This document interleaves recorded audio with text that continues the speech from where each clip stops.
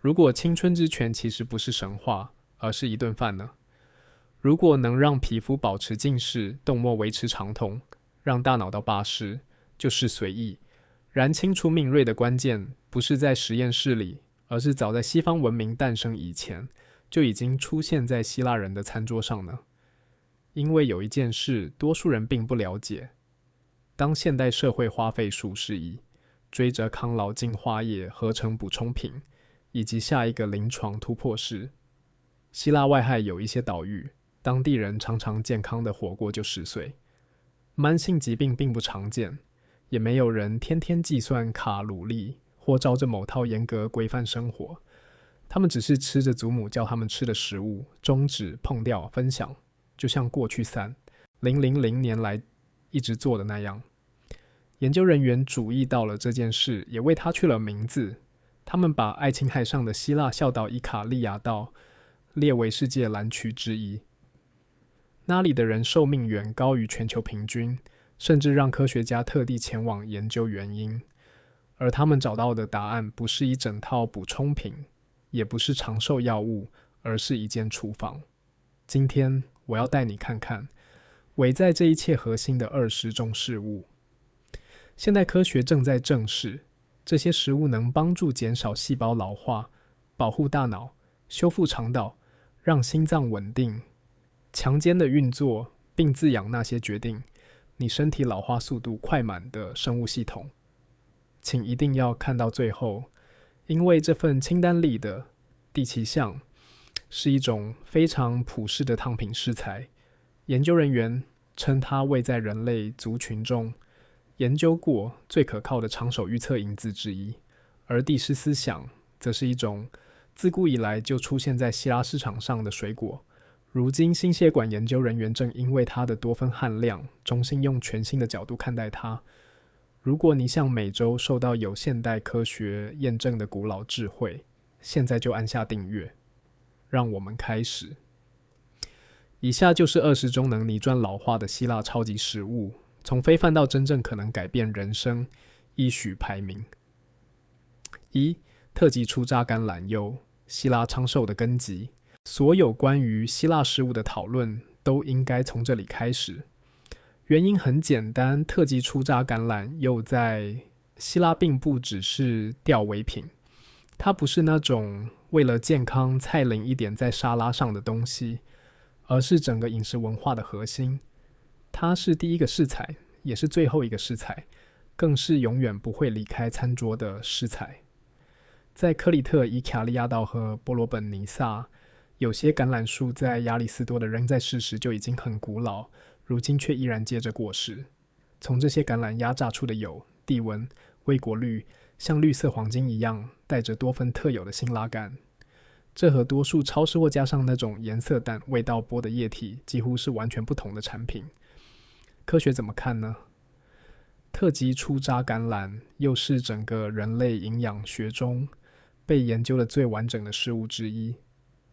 地中海饮食本质上就是以橄榄油为基础的希腊饮食，而它已经在数百项临床试验中被证实与心血管疾病、验证、认知衰退、发炎性疾病以及全因死亡率的大幅降低有关。高品质特级初榨橄榄油中的多酚橄榄刺激素，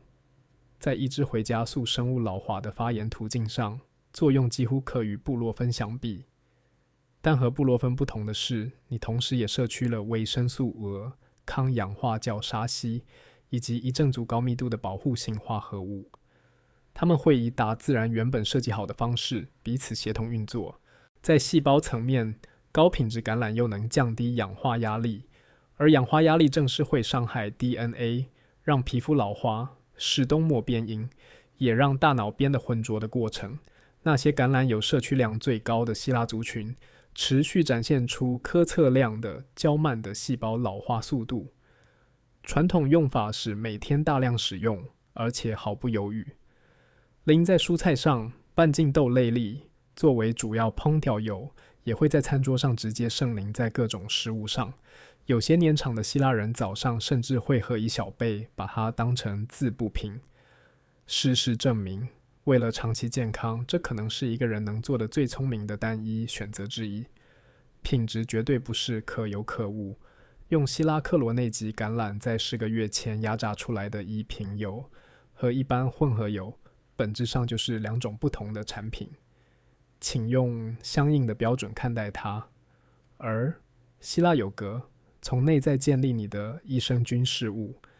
希腊有格如今在西方非常流行，你可以在每一间杂货店看到它，有各式各样的口味，标签上也写满不同的健康宣称，但其中大多数产品和我们现在谈的传统事物其实差得很远。传统希腊有格是粒感全脂并一面羊奶或面羊奶与山羊奶混合制成，就像数千年来的做法一样。这是一种完全不同层次的食物，它浓郁厚实，带有酸味，并且充满在发酵过程后仍然存活的有益菌。它为什么能抗老？第一是蛋白质含量。全脂希腊有个提供高浓度的完整蛋白质，而且形式高度生物可利用。随着年龄增长，维持肌肉量会变得越来越困难，也越来越重要。肌少症，也就是年龄相关肌肉流失，是老年人功能衰退、衰弱与死亡率上升的重要原因之一。而足量且高品质的蛋白质，就是饮食中对抗它的主要方向。第二是益生菌。传统希腊有格含优获得乳酸杆菌于是热链球菌菌中，能拥有益菌帮肠道微生物群播种。健康的肠道微生物群会产生锻炼脂肪酸，帮助调节全身型发炎，而这种发炎正是多数年龄相关疾病的根基。它也会产生影响情绪与认知功能的神经传导物质，并训练免疫系统。如果你不持续喂养它，它会随着年龄明显恶化。第三，钙与磷能支持固矿物质密度，对抗身体随年龄增加而流失骨量的过程。而全脂有隔离的脂肪机制，也能帮助脂溶性维生素更好吸收。传统吃法很简单，早餐是直接搭配生蜂蜜与核桃，拌进姜汁里，或与烤肉一起上桌。最朴素也最古老的希腊餐点，一碗冰凉的粒感优格，一点百里香蜂蜜，一把压碎的核桃，结果竟然几乎是蛋白质、益生菌、健康脂肪与抗氧化物的完美组合。三，白豆与巨豆，长手研究着反复回头研究的食物。在所有关于老花族群的科学文献中，这是最一致的发现之一。每一个被研究过的蓝区，每一个人们能以极佳健康状态活到90岁、100岁的文化里，都反复出现同一个具有统计可靠性的饮食变数。不是某一种特殊超级事物，也不是补充品，而是豆类。豆子，尤其是莒豆，也就是希拉曼考了里中常见，浸在番茄与橄榄油里的超大白豆，是地球上营养最完整的植物性食物之一。它富含植物性蛋白质，也富含克隆性纤维，能喂养有益的肠道细菌，并产生修复肠道内壁的丁酸盐，同时还提供镁、钾、也算与铁。更重要的是，虽然它含有碳水化合物，升糖指数却很低，代表它能提供稳定持续的能量，而不会造成血糖快速飙升。在碳老化时，血糖稳定其实应该得到更多重视。长期偏高的血糖会加速糖化作用，也就是糖分子辅助在蛋白质上，并损害它们的过程。这会让血管、皮肤和肾脏和神经更快老化。管理血糖并不只是糖尿病患者的问题，而是任何人都能运用的关键长寿杠杆之一。豆类就是最有效帮助做到这件事的事物之一。族群研究持续显示，高豆类摄取量与较低的心血管疾病、大肠直肠炎和认知衰退发生率有关。传统希腊做法会用橄榄油、香料蔬菜和番茄慢慢炖着，这种烹调方式也能让多种化合物的生物可利用性提高。如果这整份清单里有一类事物在最广泛的健康结果上得到最一致的研究支持，那就是豆类。4. 野采或霍尔塔野采，希腊相见一直都知道的药。每年春天在希腊，年长女性会带着袋子和篮子走上山坡，弯下腰采摘各种自然生长的野生植物。蒲公英血、菊苣、仙采、马齿苋、结采血，含有数十种现代世界甚至说不出名字的品种。他们把这些野材带回家，稍微汆糖，淋上橄榄油和柠檬汁，然后端上餐桌。这种叫做火尔塔野菜的做法深深融入希腊文化，以至于它几乎不会被可以视为一种健康选择。这只是你会做的事，一直以来都这样做，你的祖母也这样做。结果它竟然是任何饮食中最浓缩的微量营养素、血绿素、抗氧化物与抗发炎化合物来源之一。野菜中的有一质物化合物浓度通常明显高于栽培蔬菜，因为在野外生长的植物必须抵御昆虫、干旱与疾病，因此会制造防御型化学物质。而当你吃下它们，这些化学物质也就成了你的防御性化学物质。霍尔塔也财富和能滋养微生物群的纤维，也含有铁、钙、镁等矿物质，以及支持肝脏解毒途径的血绿素化合物。像菊苣、蒲公英这类待枯萎的品种，会刺激蛋汁分泌，改善消化，并霍花那些同样负责处理环境毒素的肝脏酵素，而环境毒素会加速细胞老化。尤其在伊卡利亚岛，研究人员主意到当地老年族群几乎每天都吃叶菜。他们并不是可以追求健康，只是延续土地一直提供给他们的方式，而土地一直是对的。用来调味的生橄榄由于新鲜柠檬也不是巧合，脂肪能把脂溶性营养素带进血液，柠檬中的维生素 C 则能提升野菜中的铁吸收。古老知觉和往常一样，创造出最理想的生物化学结果。无花果，古希腊的神圣果实。无花果树是人类历史上最古老的再配置物之一。在古希腊，无花果被视为神圣植物，与收获和生育女神的米特有关，常被种在神庙附近，也被编织进神话之中，象征丰盛与大地的慷慨。当柏拉图在《理想国》中描述他理想的日常餐食时，桌上就有无花果。现代营养学证明，这份冲劲并非没有原因。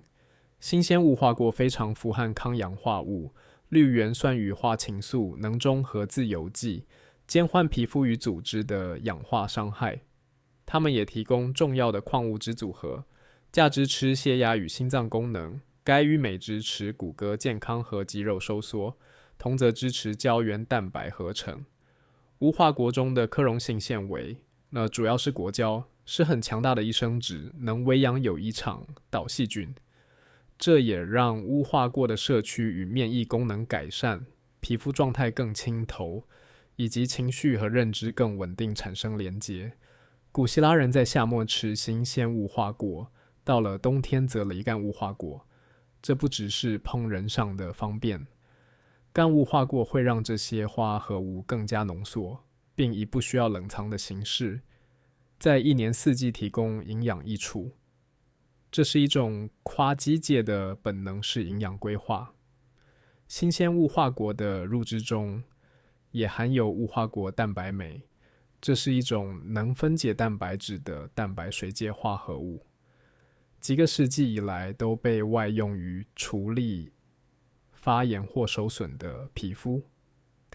伤口照护研究人员如今才开始追上希腊祖母们是世代代凭经验知道的事。6. 核桃，希腊自古以来的坚脑坚果。核桃在希腊的领域文化中出现得非常稳定，以至于古希腊人依著比特为它命名，称它为宙斯之坚果。他们相信核桃看起来像人脑，并不是巧合。事实上，确实不是。核桃市场渐渐国中，唯一含有显著阿亚马酸的种类，而阿亚马酸是一种植物性 Omega-3 脂肪酸，它也含有肉化酸，这是一种多酚，会被肠道细菌转化为鸟氏素。这些化合物能启动细胞清理过程，并且在研究中与肌肉功能和理腺体健康的改善相关。它的抗氧化物组成在所有数建国中名列前茅 ，ORAC 分数甚至超过大多数水果。大脑方面是核桃最常被研究的连接之一。多项临床实验都指出，规律使用核桃和认知功能提升、工作记忆表现更好，以及老年族群认知衰退速度较慢有关。它所含的 Omega-3 能提供脑细胞膜需要的基本材料，而多酚则有助于降低神经发炎，也就是脑组织里那种低度慢性的发炎状态。现在呢，这被认为是推动神经退化性疾病的重要因素之一。核桃对肠道微生物群也有明显影响，特别是能增加有益的乳酸杆菌与双歧杆菌。随着肠脑洲越来越被视为人之健康的关键，这或许就是核桃保护大脑的其中一种方式。它不是只作用在大脑，而是先从肠道开始。在希腊传统吃法里，核桃会被压碎后加进有个和风米，也会放进过人米饼与其他甜点中，或者直接正可抓一把当零食。加工越少的形式，往往也越有力量。其变豆能预测长寿的古老蛋白质。我们现在这里听一下，因为清单上的第7项可能会改变你对蛋白质的理解。西方世界用了好几十年，把一个观念推销给大众，蛋白质几乎就等于动物型蛋白质，也就是肉、蛋、乳制品，而植物型蛋白质则像是一种拖鞋，是那些基于理念选择某种饮食方式的人不得不退而求其次的选项。但长手数据并不支持这种说法。希腊边豆糖也就是 Fakes， 希腊边豆糖是地中海饮食中最朴素、最不起眼的食物之一。材料很简单，边豆、橄榄油、洋葱、大蒜、月桂屑，最后再加一点红酒醋。它几乎不需要什么成本，30分钟左右就能煮好，而且至少3000年以来，希腊各地各个阶层的人都一直在吃。变豆提供的是一种在老花研究中不断被验证的完整营养形态，它含有丰富的植物性蛋白质与所有必需氨基酸、耶夫和克溶性纤维与不可溶性纤维，还含有大量铁。而这种铁如果搭配希腊厨师传统商场会加入的柠檬汁或番茄中的维生素 C， 就会变得更容易被身体利用。变豆同时也富含血栓，有助于 DNR 修复与心血管健康。它是仿碳水化合物的速度很慢，升糖指数能让血糖在好几个小时内维持稳定。在所有被研究过的蓝区中，最一致、最能预测长寿的单一饮食因素就是豆类摄取。不是什么稀有的一锅超级食物，也不是补充品，而是豆子与变豆。如果你每周喝一次变豆汤，你做的其实是一件研究完全支持的事，同时也是一件3000年来希腊祖母们一看就懂的事。把鹰嘴豆滋养身体与肠道的岛屿主食。在一套过了离传统文明的西弗诺斯岛，几百年来，鹰嘴豆一直是当地饮食的核心。人们把鹰嘴豆放进套过，慢慢炖着一整夜，只用橄榄油、柠檬和蜜迭香调味。煮好的时候，它们变得绵密浓郁，风味有层次，而且营养价值非常高。鹰嘴豆是代谢作用研究最多的豆类之一。它含有的纤维包括可溶性与不可溶性纤维，能为养有益细菌。这些细菌会帮助调节发炎，产生定酸盐，并维持肠道屏障完整性，而这道屏障会随着年龄增长而逐渐变弱。鹰嘴豆的蛋白质完整而充足，矿物质含量也很出色，包括镁、铁、锌、磷，能补上老化身体中越来越常见的微量营养素缺口。让鹰嘴豆在老花研究中特别受关注的是它对血糖的影响。多项临床试验显示，规律食用银醉豆可以明显降低餐后血糖飙升，并且随着时间改善胰岛素敏感性，而这些效果都和较慢的生物老化有直接关联。长期偏高的胰岛素是细胞层面加速老化最有力的推动因素之一。能减弱这种反应的食物，从最直接的意义上来说，就是在做抗老的工作。鹰醉豆泥是把鹰醉豆和芝麻酱、橄榄柚、柠檬一起磨合而成，它能把这些好处集中起来，同时透过芝麻酱中的健康脂肪，促进脂溶性化合物的吸收。这道菜已经在希腊语地冲海餐桌上存在了好几个世纪，而从营养角度看，它几乎接近理想组合：臼、石榴，守护心脏的冥界之果。在希腊神话里，是流士伯瑟芬妮的果实，是冥界的食物，也是让他每年有一半时间必须留在黑帝斯身边的原因。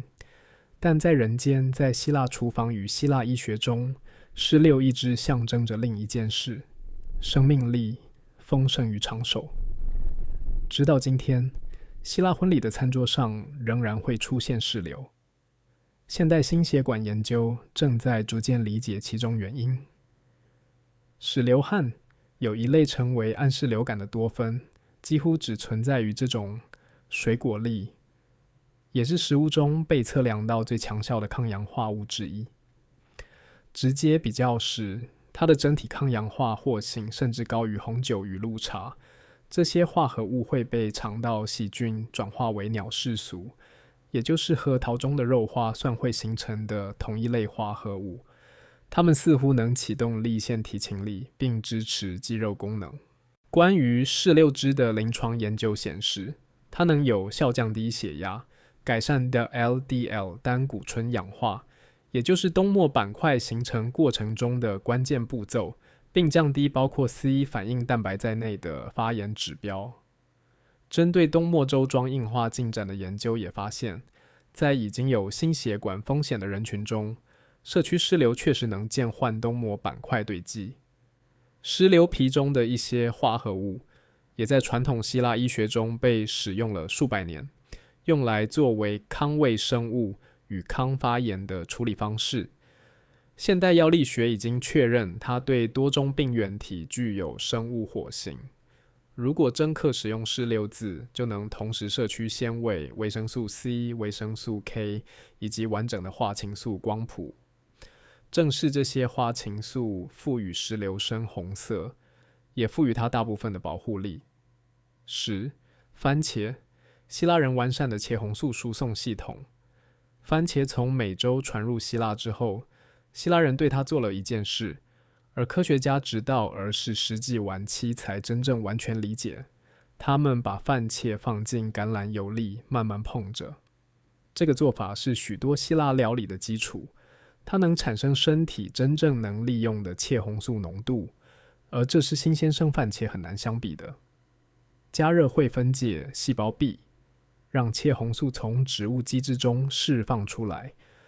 脂肪则会把这种脂溶性抗氧化物直接带进血液。看起来只是一份简单的番茄酱，实际上却是植物型食物中研究最完整的抗炎、抗心血管疾病、抗皮肤老化化合物之一的精准输送系统。临床研究已经把高茄红素摄取和摄护腺炎风险显著降低，心血管疾病发生率较低，以及对紫外线造成的皮肤伤害具有可测量的保护效果连接起来。也就是说，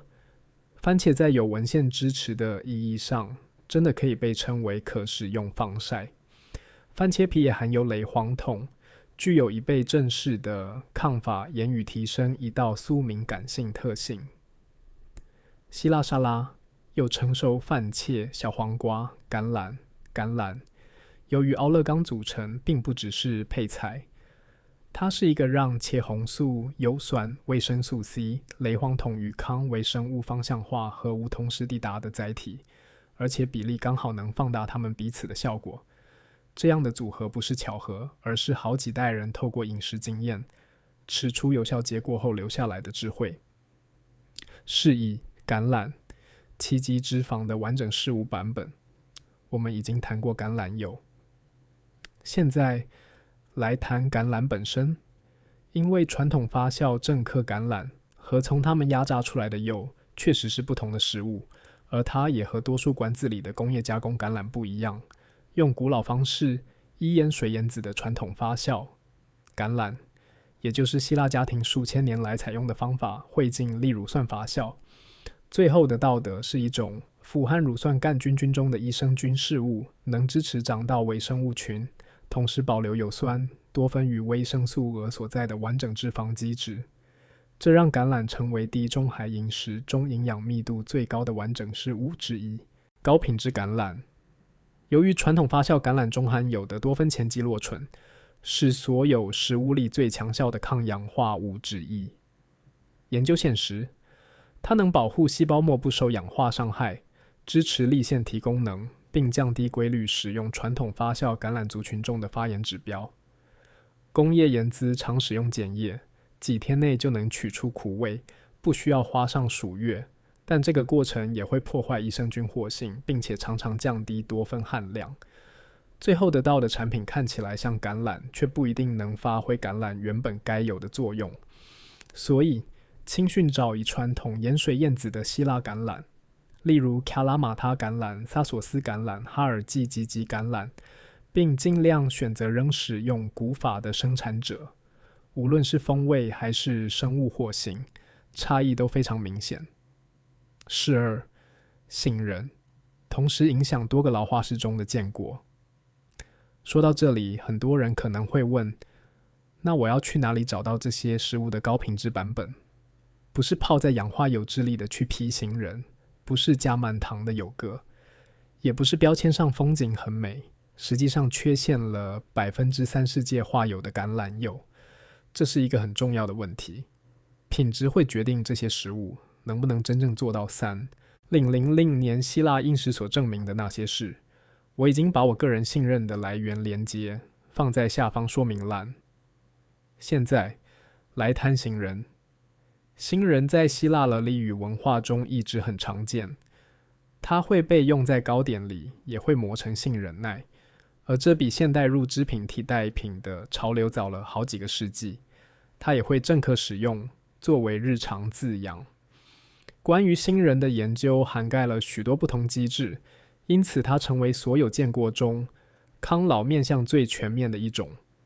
维生素鹅是杏仁中特别突出的营养素，而且浓度几乎高于任何其他完整事物。它是一种脂溶性抗氧化物，会累积在皮肤细胞膜中，保护皮肤面首自外泄造成的氧化伤害。这也是为什么从完整食物中摄取足够膳食脂肪的人，皮肤老化速度往往比较慢的主要原因之一。杏仁也是血糖管理研究最多的事物之一。多项试验显示，如果在一餐开始实现吃杏仁，可以明显降低同一餐中其他食物带来的升糖影响。这种效果被认为来自杏仁的鲜味、脂肪与多酚，它们会减缓葡萄糖吸收。对任何关心血糖与老化速度关系的人来说，这是一个很有意义的杠杆。杏仁中的镁含量也能帮助处理现代饮食中最常见却也最容易被低估的微量营养素缺乏之一。镁是身体超过300种小素作用所必须的，包括 DNA 修复、蛋白质合成，以及调节那些会推动加速老化的发炎途径。试散菲大奇斯，希腊人从未放弃的古老发酵食物。菲大奇斯在希腊至少已经制作了000年。最早的文字描述可以在奥德赛中看到。荷马写到，杜岩巨人用绵羊奶制作起司，并把它存放在6条篮里。从拿失到现在，方法其实没有太大的改变。真正的菲大奇斯使用绵羊奶或绵羊奶与山羊奶混合制成，在盐水中熟成，并带有 PDO 表彰，保证它是在特定希腊地区以传统方法制作。它和世界许多地方用同样名称贩售，但其实是大量生产的牛奶白色块状起司，在本质上完全不同。面羊奶提供的脂肪组成和牛奶相比，含有明显更高的宫俄亚马油酸与锻炼脂肪酸。那这些化合物具有已被记录的抗发炎、抗脂炎与免疫调节特性。发酵语言睡受成过程也会培养出能存活到成品中的益生菌菌中，使传统受称肥大不只是蛋白质来源，而是一种功能性益生菌饰品。它的钙含量高，而且生物可利用，对老花族群的骨矿物质密度非常重要。因为随着年龄增加，钙流失会加速，骨折风险也会变成主要问题。它的蛋白质组成有助于维持肌肉，而传统非大众的脂肪则支持饱足感、脂溶性维生素吸收，以及会影响皮肤、睡眠和能量的荷尔蒙稳定。希腊人吃非大起司的方式很像其他地方使用调味品，经常吃，但每次量不大，撒在各种食物上。事实证明，这种少量、频繁使用发酵完整食物的方式，正是最适合他的吃法。诗词：葡萄，建立文明的多酚水果。葡萄可以说和这份清单上的任何食物一样，都深深带有希腊形。希腊酿造葡萄酒的历史至少已经有4000年。葡萄藤只生代奥尼索斯，也是古代世界最受敬拜的圣枝之一。而红葡萄本身在被榨汁以前，在发酵成葡萄酒以前，作为完整水果时，就已经含有植物性食物中最被深入研究的一组抗老化合物。白藜绿醇主要集中在红色与紫色葡萄的果皮中，它会活化去一烯花酶，也就是一类参与细胞修复、DNA 保护以及长手相关生物机制调节的蛋白质。它能模拟热量限制所带来的代谢作用，而热量限制是生物学中被测试过最可靠的严守介入方式之一，只是不需要真的让自己进入限制状态。葡萄皮与葡萄籽中也含有丰富的花青素与原花青素，这些多酚能帮助降低 LDL 氧化，保护动脉壁，并减少许多年龄相关疾病背后那种长期地毒的慢性发炎。如果把新鲜的红葡萄或紫葡萄连皮整颗吃下去，就能摄取到多酚最集中的部位，也就是果皮，同时还能获得纤维、钾、维生素 C 与维生素 K， 形成更完整的营养组合。古希腊人在收成季节吃新鲜葡萄，到了冬天则吃葡萄干，剩下的葡萄则拿去酿成葡萄酒。这不只是文化习惯而已，这其实是一种顺着机械循环，完整利用葡萄藤所提供资源的方式，让身体在一年四季都能得到抗氧化的支持。所以当现代场手研究人员观察希腊饮什么事时，他们总是一再回到同一个地方，也就是希腊人继1000年前就已经开始的地方——事物，小黄瓜。希腊人一直都懂得不水事物，这一项可能会让很多人意外。小黄瓜看起来并不戏剧化，它不像石榴那样有高密度的多酚，也不像核桃那样富含 Omega-3。但如果放回希腊饮食、希腊气候以及多数人身体是及加速老化的原因来看，小黄瓜绝对有资格出现在这份清单里。小黄瓜大约96%都是水，是现存最不水食物之一，而不水绝不是老化议题里为不足道的消失。慢性轻度脱水和肾功能下降、认知表现变差、皮肤弹性降低，以及血液中发炎指标升高度有关。在现代生活中，很多人其实长时间处在轻度脱水状态，只是自己没有察觉。除了补水之外，小黄瓜也提供二氧化硒，这是一种胶原蛋白合成需要的微量矿物质，而多数人很少能从其他食物中摄取到有意义的量。小黄瓜还含有葫芦素，这些带有苦味的化合物具有已被记录的抗发炎特性，并在研究中显示出对炎细胞增殖的抑制作用。它所含的维生素 K 也有助于骨代谢与凝血调节。在希腊沙拉里，小黄瓜常常在夏天每天出现，甚至可以是一餐的主角，而不只是配菜。它会和番茄、橄榄油以及奥勒冈一起出现。小黄瓜能平衡橄榄油的浓郁感，在炎热漫长的气候中提供水分，也以完整事无己质的形式提供身体溶液，利用的二氧化硒与维生素 K。 希拉有个黄瓜酱，也就是拥有个小黄瓜、打蒜与橄榄油做成的酱，更是整个地中海传统中最具功能性的事物之一。益生菌、布税、抗发炎、抗胃生物全部集中在同一道做法里。石榴、打蒜，希腊世界的不朽药物。早在希波克拉底传统把西方医学系统化之前，希腊医师就已经会使用打蒜。被称为医学之父的希波克拉底本人也曾用打蒜来处理肺部疾病、肠道失调与疲劳。希腊奥运运动员在比赛前会吃打蒜，它曾被用作货币、药物，也被用来在没有抗生素的世界里对抗疾病。现代生物化学基本上验证了希腊人对打蒜的许多看法。当打蒜被压碎或切碎时，会释放打蒜素，这是目前研究过的天然抗胃生物物质中作用范围最广的一种，已被正式对细菌、真菌、病毒与寄生虫毒具有活性。它对心血管的影响，也是临床营养研究中最常被反复验证的效果之一。规律摄取打蒜能帮助降低血压、降低 LDL 胆固醇，以致会造成血栓的血小板凝集，并对肝脏带来明显的保护作用。而这些机制每一项都直接对抗心血管老化最常见的推动因素。所谓心血管老化，包括动脉变硬、血管变窄、心脏效率下降，而这正是已开发世界中走向年龄相关疾病与死亡最常见的滤镜之一。打蒜中的硫化合物也会启动肝脏中的解毒酵素，帮助处理并排出环境毒素、塑胶、农药与工业污染物。这些物质会在体内累积，并加速细胞老化。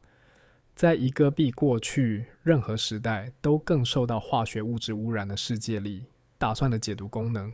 可能比希腊医师最早使用它的时代还要重要。传统希腊用法包括8升打蒜芽随后加入调味之中，以保留完整药性，在烹调一开始就和橄榄油一起使用，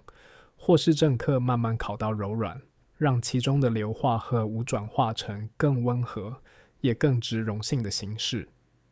希腊人很早就直觉地明白打蒜怎么处理会决定它在身体里发挥什么作用。时期、红洋葱，每间希腊厨房里的槲皮素来源。红洋葱几乎出现在所有使用生蔬菜的希腊料理里，而在希腊料理中选择红洋葱而不是黄洋葱或白洋葱，并不是随便的决定。红洋葱是因食中槲皮素最集中的来源之一。槲皮素是一种类黄酮，现在已经成为长寿研究中最密集被研究的化合物之一。槲皮素具有清除衰老细胞的作用，也就是能选择性的清除哪些已经老化、受损、功能失掉的细胞。这些细胞会随着年龄累积，并是方法言讯号，进一步伤害周围健康组织。我们现在已经知道，衰老细胞的累积是细胞层级老化过程中的主要驱动因素之一，而槲皮素是少数集中被记录对这些细胞具有活性的天然化合物之一。除了清除衰老细胞的特性之外，槲皮素也能抑制组织而释放，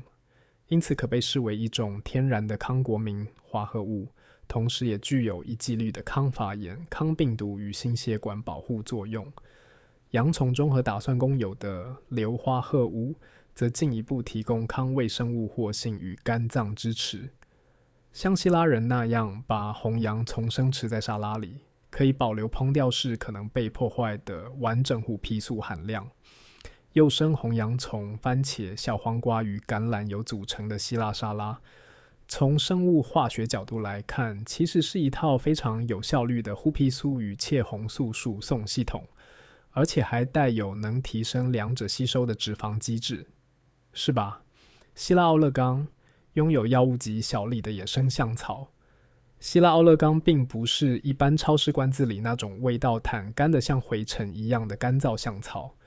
它是另一种植物 Origanum vulgare Yajong hirtum， 生长在希腊干燥、多石、长时间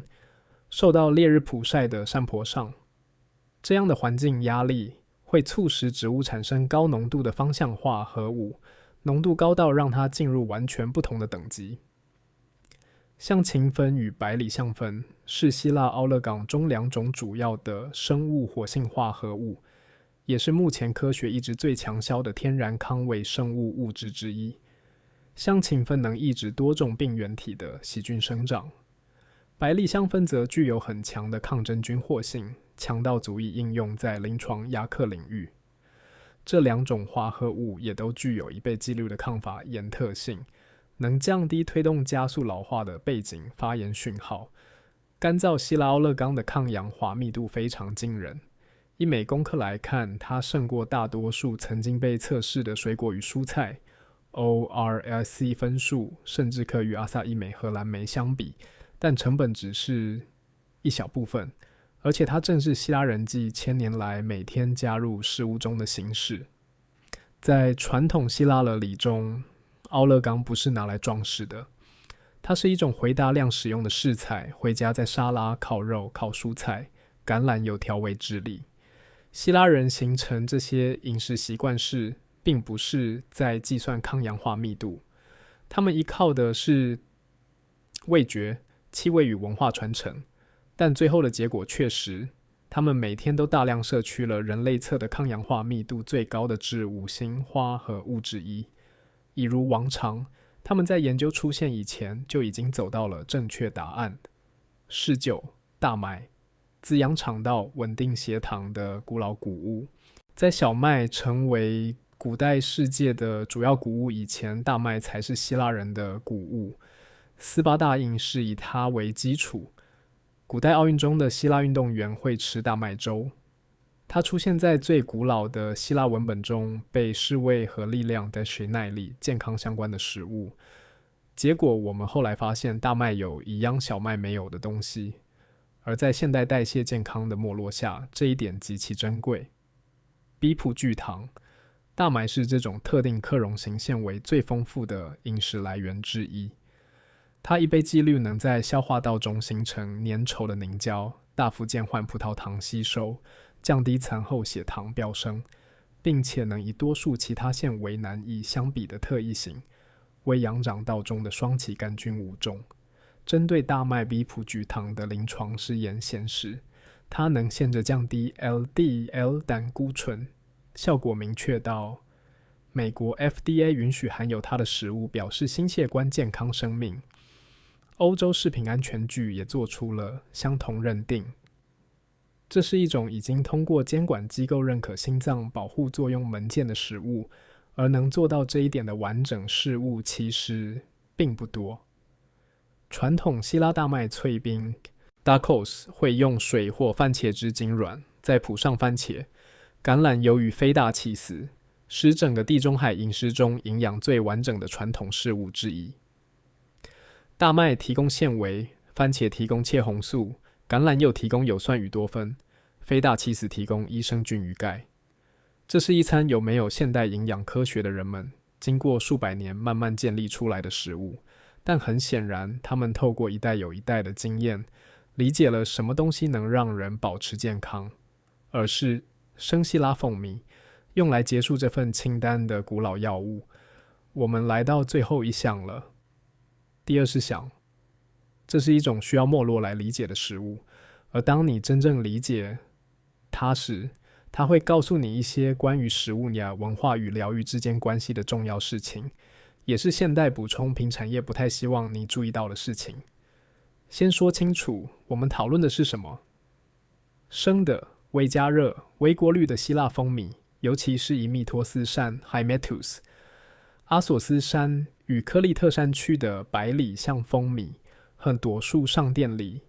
那种从塑胶小熊评级出来的加工蜂蜜，根本不是同一类东西。加工蜂蜜通常已经被加热，目的是方便包装并防治结晶，但这样的加热会破坏酵素，降低抗氧化物，也会杀死那些定义生蜂蜜生物火星的化分化合物。希拉百里象蜂蜜是蜜蜂从野生百里象上采蜜而来，而这些山区也正是生产世界上最强效奥勒冈的地方。它非常特别，它的酚类含量与抗氧化活性在世界各地测试过的蜂蜜中适中名列最高等级。它含有能释放过氧化氢的化合物与加基乙二醛，因此具有一倍剂率的抗微生物特性。它也含有来自百里象花酚的类黄酮、护皮素、善奈酚与木烯草素，而这些成分本身就能提供抗发炎活性。古希腊人把蜂蜜称为众生的礼物，阿波洛神与蜜蜂有所连结，蜂蜜被用在伤口照护、医药与宗教仪式中，而现代研究已证实，生蜂蜜对抗生素抗药性病原T 具有抗微生物活性，也记录了它对长到微生物群的益生质效果，并验证了它在降低发炎指标方面的抗氧化贡献。关键在于生得，而另一个关键实际量。以持生希拉百里象蜂蜜淋在弄所有格上，再加上核桃，就像希腊人几千年来一直吃的方式一样，那几乎就是伪装成早餐的药物，用一小天电池加进像草茶中作为天味来源，或淋一点在新鲜无花果上，又或者稍量用作真正具有生物活性的完整式无添危机。这和现代人摄取糖分的方式是完全不同的事。古希腊人在这件事上做对了，就像他们对这份清单上的每一样食物都做对了一样。他们透过一代又一代细腻而直觉的观察，理解身体会对什么做出反应。而现代生物化学只是不断重新地打他们早就知道的同一个结论，而始终失误。3000年的连续使用，一整个文明将自己的文化、医学、农业和日常意识都建立在这些食物之上。这些食物帮助人活得下去，维持身体功能，也让人在年老时依然保持清醒。这就是我希望你记住的重点。那些在伊卡里、亚岛和克里特山区已经人健康状态生活到高龄的人，并不是在执行什么样生计划，他们没有每天追踪数据，也没有购买长寿补充品，他们只是自己中打算，从山坡上采野菜，用橄榄油慢慢煮变豆，早上吃一碗加了生蜂蜜的油鸽，在沙拉上撒上碎飞大气死。而现代科学带着临床实验、生物标记研究和随机对着实验，一次又一次的道德，却是他们的祖母早就用生活实践出来的答案。橄榄油可以降低发炎，豆类和长寿有关，打算能保护心脏，也才滋养长到微生物群，石榴保护动脉，发酵乳制品支持长到健康。研究并不是发现了这些事，研究只是把它们证实了。在你离开之前，还有一件事很重要，品质绝对不是附带条件。一瓶6个月前压榨的冷压希拉特基础榨橄榄油，和一般超市里的混合油差距很大。传统盐水燕子的卡拉马他橄榄和用碱也处理的工业加工橄榄也不是同一回事。来自 Hymettus 的生百利响蜂蜜和塑胶瓶里那中国路加工过的蜂蜜，更不能相提并论。这样的差别不只是行销话术，它决定了一种食物是否还能完成几千年来希腊料理原本想达成的作用。这份清单上的每一样食物都有真正的版本，也有只剩外形的影子版本。我已经把我信任也能取得真正版本的来源放在说明栏里，在下方留言告诉我那一项最让你意外。你是野菜派，是流派，还是明天早上就准备做一碗希腊有歌的那一派？每一则留言我都会看。如果你还没有订阅，现在就按下订阅，并打开小铃铛。我们每周都会在这里见面。下一支影片见。